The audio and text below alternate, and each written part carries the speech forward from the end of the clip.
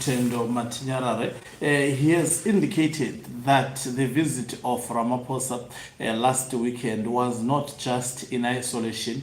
It was not just a mere visit. It was a visit that was aimed at averting a political crisis that could have descended Zimbabwe into chaos. And according to Rutendo Matinyarare, is of the view that Emerson Dambudzo Mnangagwa was about out the decision to fire retired General Chiwenga, as well as some military generals that are perceived to be aligned with retired General Chiwenga. So the visit of Cyril Ramaphosa was earmarked at actually mediating between the two factions, and also to tone down Emerson Dambudzo Mnangagwa, understanding that the crisis could have spilled over to South Africa. So in simple terms, Rutendo Matinyarare is of the view that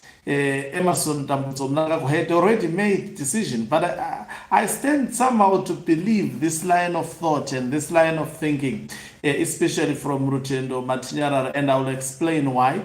Rutendo Matinyarare has been in ZANU-PF. He has connections in ZANU-PF, not with just and don't ever think him deciding to take this posture now towards the regime of Emerson Dambudzo Mnangagwa. All his connections were actually cut off. There are still people who speak to him. There are still people who gives him information. So sometimes when he states facts out there, especially on his social media, somehow he ought to be believed, because this is the person who has been so close to Emerson Dambudzo Mnangagwa. So to some degree, I stand to believe that whatever he is saying, he is speaking it from an informed position. So he is of the view that an imminent coup was averted, as Emerson Dambudzo Mnangagwa was prepared to carry out drastic measures that could have had catastrophic consequences. Ramaphosa was not coming to rubber stamp Constitutional Amendment Bill number 3, according to him. He was coming to avert a possible direct confrontation. Greetings and welcome to your lovely channel, the Hloniphani Global News. If you're watching us for the very first time, please do remember to press the red or black subscribe button, so that next time when we beam live, you become the very first one to watch us. So I'm tempted to play especially the part where Rutendo Matinyarare was speaking about this. Let's listen to this spoken by Rutendo. So, given this stage where we are now, I mean, okay, first of all, according to your sources, has this tension been averted, and are we about to see a change of course here in terms of CAP 3? Right. So one thing that is for sure is that the imminent threat and the existential threat that was there has been eliminated. And the reason why there was this imminent threat was last week, Chiwenga should have been fired, and a number of generals also fired. Last week? Yes. Damn.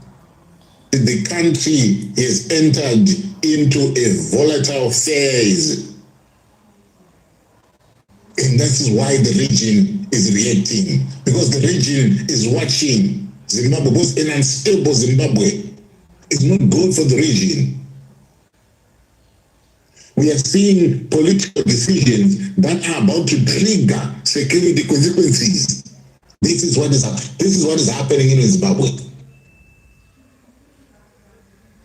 But there's something else, that is coming out, which we need to be concerned with, or which we need to be. When a constitutional amendment becomes a regional concern, it means that the domestic political process has lost the public trust, and the evidence is there. It means us as citizens, and them as neighbors, and them as observers, no longer believe that the institutions alone can manage the transition. If that transition is ever to happen, or if we ever get to that point. That is why when you see Rutendo bringing out the narrative, it gains traction. Not because he just like to put things out there, but because people are sensing that something is happening beneath the surface, and that is key and that is important to understand. So whether I know Rutendo is going to clarify, Ramaphosa came to a very coup, to managing optics, to stabilize relations, or simply to respond to an invitation, the symbolism remains the same. That his visit was not normal. His spokesperson distancing him from everything that was going on that is being talked about was also not normal. The lady who spoke today, distancing, was also not normal. In the regional conversation that is following is not normal.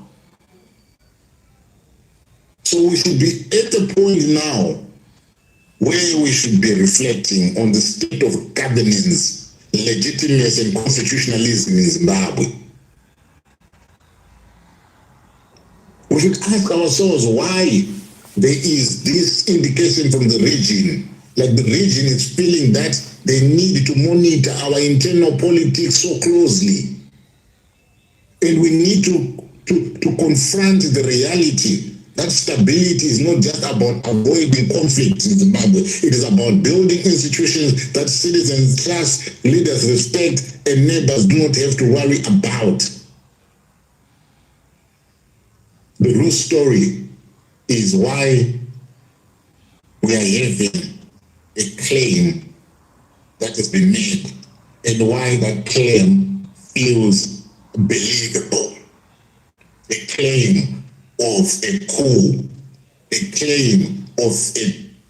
Uncle Jed, before I even talk about authorities, I'm just curious to understand from the Zimbabwean people that we are a cultured people. We have got a very serious culture that has got protocols, that has got systems, that has got norms and rituals. Yeah. How can we as the Zimbabwean people, with all these rituals and norms of our custom, not recognize the signs of a crisis in our own country?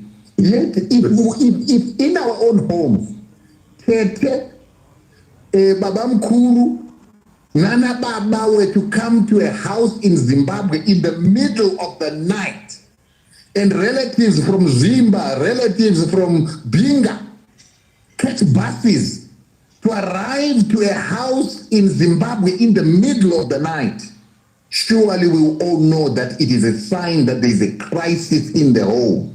There is not a celebration when relatives come in the middle of the night, have to catch emergency buses all the way from Binga to come through to our home. Worse still, if the chief of the village and the Sangom of the village make their way to that very same house at 2 o'clock in the morning, there's nothing normal about that. It's abnormal.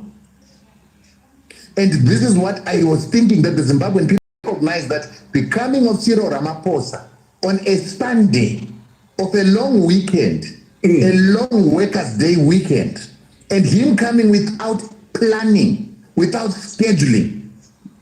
And for heads of state to travel, they need what you call the forward team. Okay, so I think what Rutendo Matinyarara has been saying, I've also dealt with this issue, that it was suspicious that according to South African authorities, Cyril Ramaphosa landed in Harare around 10 a.m. in the morning. There were no protocols that were done. The exercise was meant to be private. It was not supposed to be publicized. And he made his way to the precamp farm of Emerson Dambudzo Mnangagwa, and we saw all those who supported Mnangagwa descending to the precamp farm. You can talk of the likes of Owen Muta Ncube, the likes of Tungwarara, Gudawashe Takurei, the who's and who's, especially those who are actually bootlickers of Emerson Dambudzo Mnangagwa, were part and parcel of that meeting, and we know that also some military generals actually leaked that Ramaphosa was going to come through to Zimbabwe. Even when he was in Zimbabwe, they also leaked the information that he is in Zimbabwe, but no protocols have been observed for him. And there were predictions that he was coming to support Constitutional Amendment Bill number 3 from some of the quarters, especially the supporters of retired General Chiwenga. Some of them,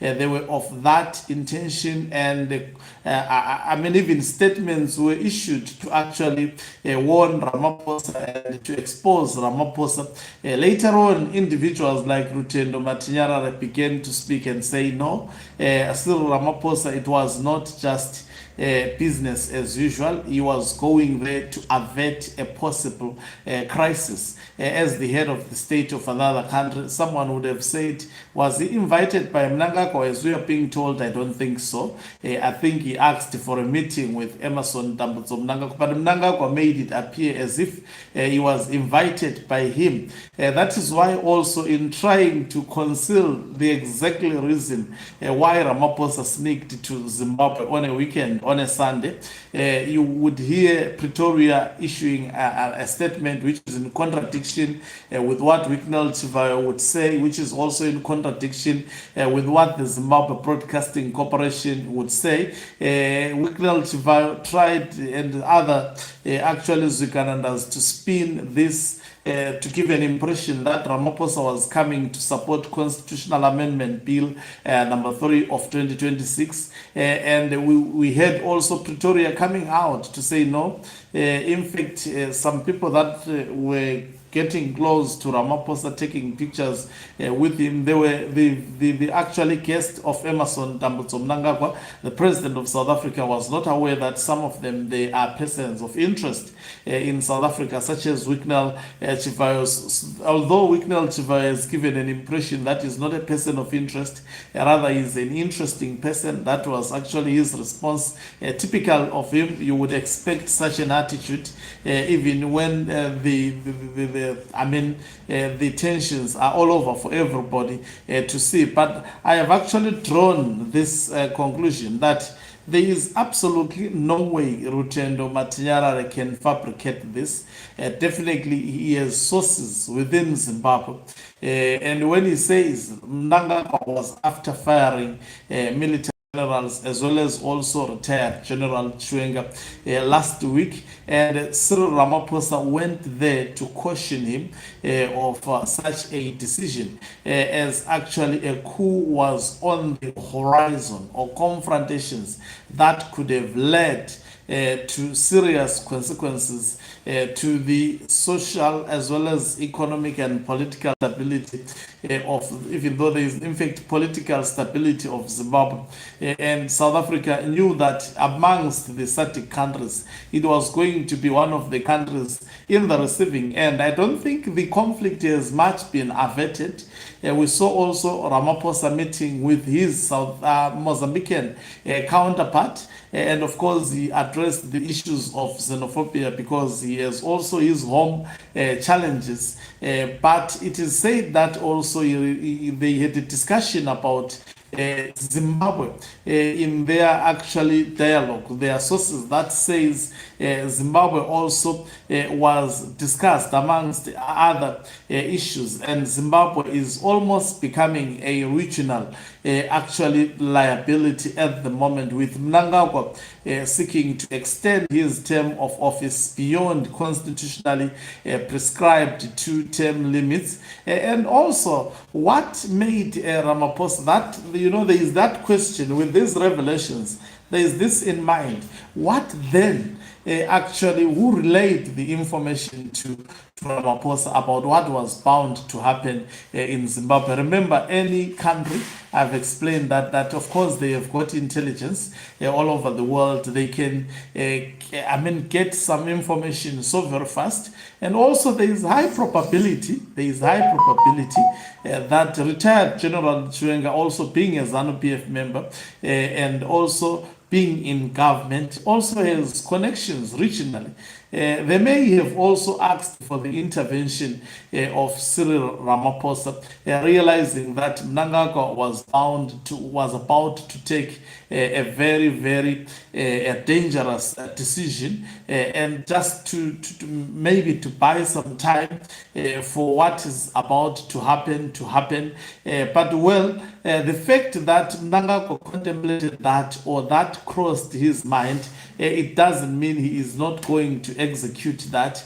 So there have been numerous interpretations on the visit of Cyril Ramaphosa. For example, Hopewell Chinono was saying Ramaphosa was coming to Zimbabwe because just to rubber stamp Constitutional Amendment Bill number 3 of 2026. Remember, this was supposed to be a private meeting, and even individuals such as George Charamba, who are not trusted by Emerson Mnangagwa, in some of the serious and intense discussions, they were excluded. They were not invited. It was Zikalanda, the trusted individuals amongst the circles of Emerson Mnangagwa, as well as Cyril Ramaphosa, Yogudawa Shetakure. They were the ones who were part of that meeting. There is high probability also in the intelligence of retired General Chiwenga might have been somehow actually stopped to obtain relevant information. So we had, Hopewell Chinono saying Ramaphosa was going there to rubber stamp Constitutional Amendment Bill number 3. I covered also that to give that perspective, because he also said he has this, and also there is Rutendo Matinyara is giving another side of the story. He equally says he had this from sources. So at this rate, there is absolutely no one amongst these two that we can discredit. But what is very certain is that at the end of the day, the conversations between Mnangagwa and Chiwenga, they are surely going to happen at some stage. As much as Ramaphosa came, the question is, did he address the problem? No. Why do I say so? Because he met only with Mnangagwa and Zikanandas. There was no representative from the side of retired General Chiwenga. So that on its own, if he was coming to quell down the temperatures, he did so on Emerson Mnangagwa. The other side, it is still the same. It was not updated. And most probably the other side might have peaked that Ramaphosa was coming to actually gather information about what is happening to Zimbabwe. That's why maybe you see Nox Chivero coming out on social media explaining how the conflict between Mnangagwa as well as retired General Chiwenga at length, explaining it, how it started, that they were good people, everything was cordial, relations were well after the coup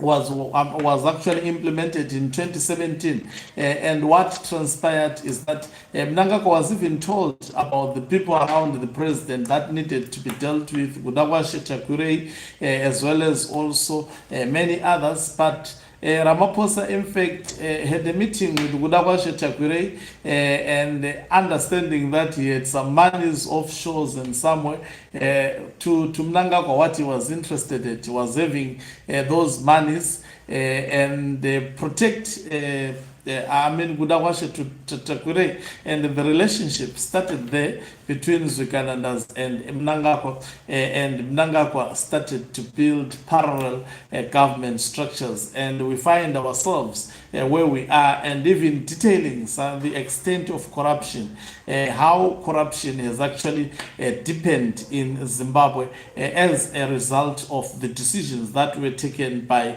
Emerson Mnangagwa. So in my view, the coup possible repetition of 2017 is not yet averted, and also what will make things worse is Ramaphosa also home challenges. He has serious home challenges in South Africa. Now he has to focus on his possible impeachment, defend himself. So it will be quite difficult sometimes to actually maneuver around trying to deal with regional issues. And all someone says rumors are saying all artilleries were cleared. Just a rumor.